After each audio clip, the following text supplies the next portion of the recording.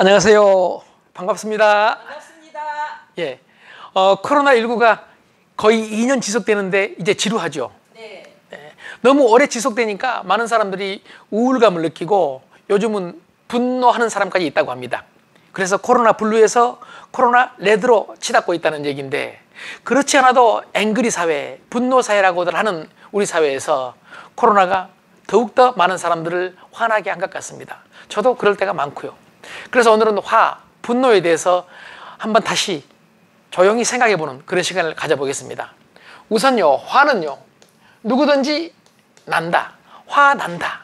화나는 것은 생리적인 현상이다. 이렇게 생각을 합니다. 그렇죠? 네. 누구든지 화나죠. 네. 누구든지 분노하죠. 그래서 화나는 것과 화를 내는 것으로 분리해서 생각해 봐야 된다고 봅니다. 화가 나는 것은 이건 어쩔 수 없는 거다. 그런데 화를 내는 것, 이건 조절해야 된다. 이유가 뭐냐? 화가 나는 것은요, 내 문제입니다. 그러니까 내 건강에 해롭죠. 그러나 내 문제, 내 건강에서 끝나는 얘기죠. 그런데 화를 내면은요, 상대가 있으니까 내 문제에서 상대 문제로까지 확산된다는 얘기죠. 그래서 내 문제가 되고 네 문제가 되고 우리 문제가 된다. 내 건강을 해치고 다른 사람 건강을 해치고 우리 건강을 해치게 된다는 얘기죠. 그래서 화를 나는 것보다 화를 내는 것이 훨씬 중요하다. 화나는 것은 어쩔 수 없다. 그러나 화내는 것은 조절해야 된다. 그런 생각을 한번 해봅니다. 그런데 이 화내는 것을 조절하자는 얘기는요, 어려운 문제거든요. 화 조절이 어렵죠. 그래서 화내는 것을 참자는 의미가 아니라 화를 내긴 내되 화를 좀 잘 내보자. 잘못 화를 내면 내가 상처받고 너가 상처받고 우리 모두가 상처받고 이게 악순환을 하기 때문에 화를 한번 잘 내보자는 얘기죠. 그래서 화에 대해서 생각을 해보고 공부를 해볼 필요성이 있다는 생각을 해봅니다. 우선 아마 들어보셨을 텐데요. 3, 15, 15 법칙이라는 얘기 들어보셨죠? 네. 고맙습니다. 이렇게 대답을 하셔도 절대로 2차 질문 안 합니다. 몰라도 대답하면 됩니다. 네. 자, 정확히 말하면 3초입니다. 그리고 여기도 15초입니다. 그리고 이건 15분입니다. 무슨 말인지 설명을 드려보면요, 우리가 외부에서 공격을 받아, 특히 감정 공격을 받잖아요. 그래 화가 나잖아요. 그러면 화가 갑자기 나요? 아니면 천천히 올라가요? 갑자기 나죠. 이 갑자기 나는 시간, 이 시간이 15초라는 얘기입니다. 이 15초 만에 화가 절정에 이른다는 얘기죠. 15초 만에 갑자기 화가 난단 말이에요. 이 15초 만에 절정에 이르렀다가 이 절정에서 3초, 이 3초는 순간인데 이 순간의 결정이 다음을 결정한다는 얘기죠. 이 순간 화를 폭발해 볼 것인지 아니면 화를 가라앉힐 것인지 결정하는 바로 이 3초 후 순간이 지나면, 만약에 화를 잘 가라앉히면 15분 정도 지나면 모든 화가 사라진다.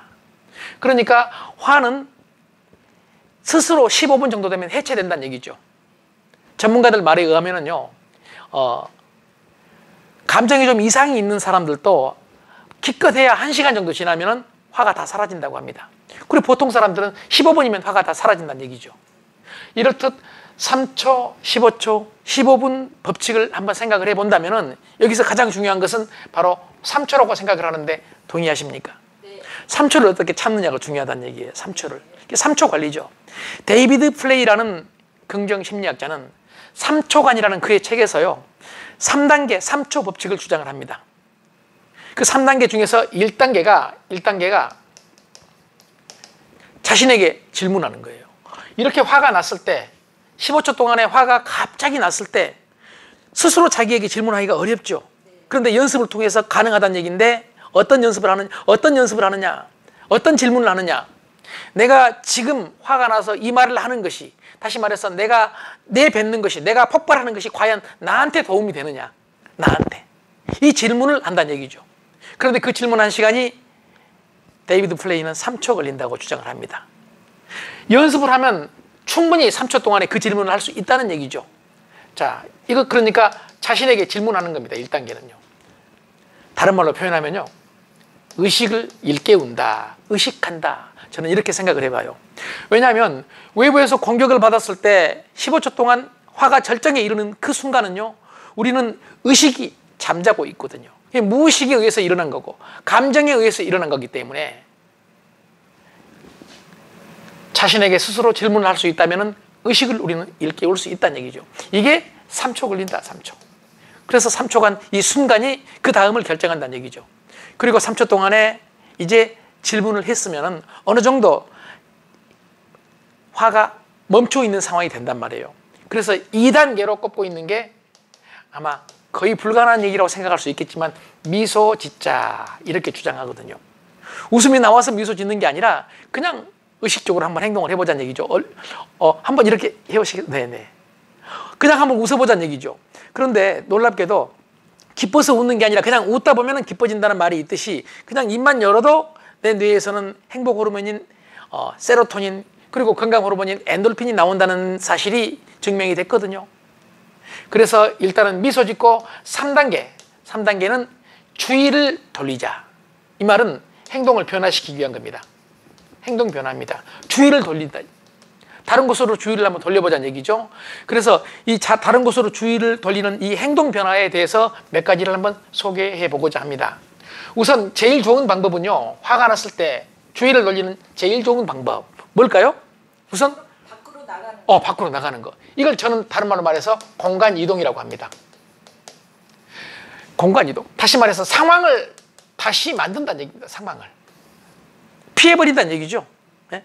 내가 화가 나도 잠시 피해버리는 거고 상대가 화가 났을 때도 아내가 화가 났을 때도 잠시 피해버리는 거예요.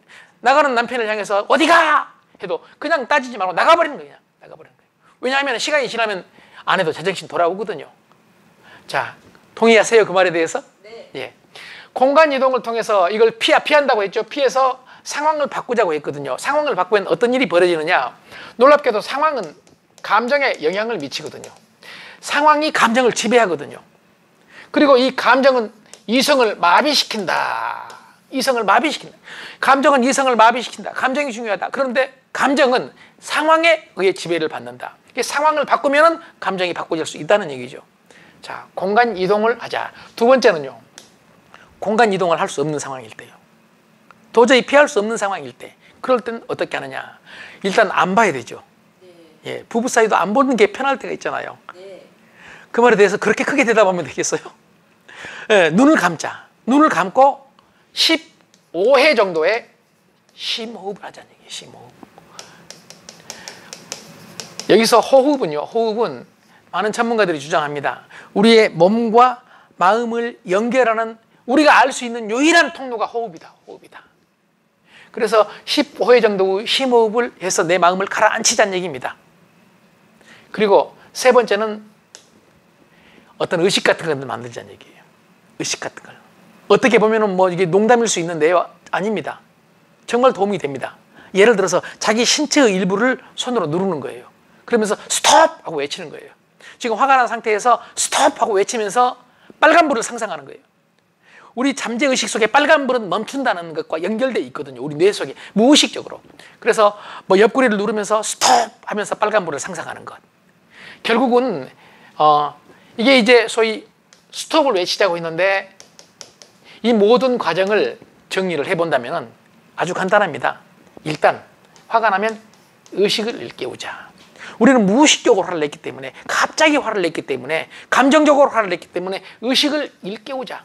그리고 난 다음에 의지력을 가지고 행동을 바꾸자. 의지력을 가지고 행동을 바꾸자. 자, 의식하고 의지력을 가지고 행동을 변화시키자. 이게 이론이기 때문에 행동으로 옮기기는 어렵다. 많은 사람들이 이렇게 생각을 합니다. 그런데 이게 연습을 하면은 무의식에 저장이 되면은 이게 우리가 그냥 운전하듯이 가능해진다는 얘기죠. 예.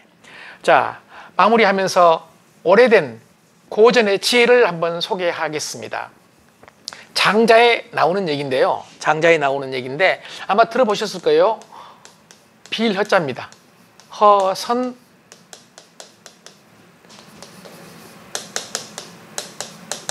한문 잘 쓰죠. 네. 척주인불로. 자, 허선 빈 배. 내 배가 빈 배와 척 부딪히면 나는 사람은 화를 내지 않는다는 얘기입니다. 내가 노를 저어가고 있는데 저쪽에서 배가 와서 부딪혔어요. 사람이 타고 있으면 나는 이렇게 말할 수 있어요. 운전 조심하라고. 그럼 저쪽에서는 당신이 조심하라고. 그러다가 우리는 서로 분노해서 싸울 수 있다는 얘기죠.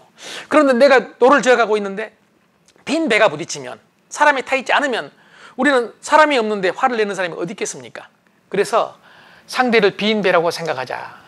그런데 이 뜻의 현대적인 의미를 저는 이렇게 생각합니다. 밑줄 긋지 말자. 상대가 하는 말이 밑줄 긋지 말자. 그러니까 그냥 있는 그대로 바라보자. 그러면 빈 배로 상대를 생각할 수 있다. 상대가 빈 배인데 내가 어디서 화를 내겠습니까?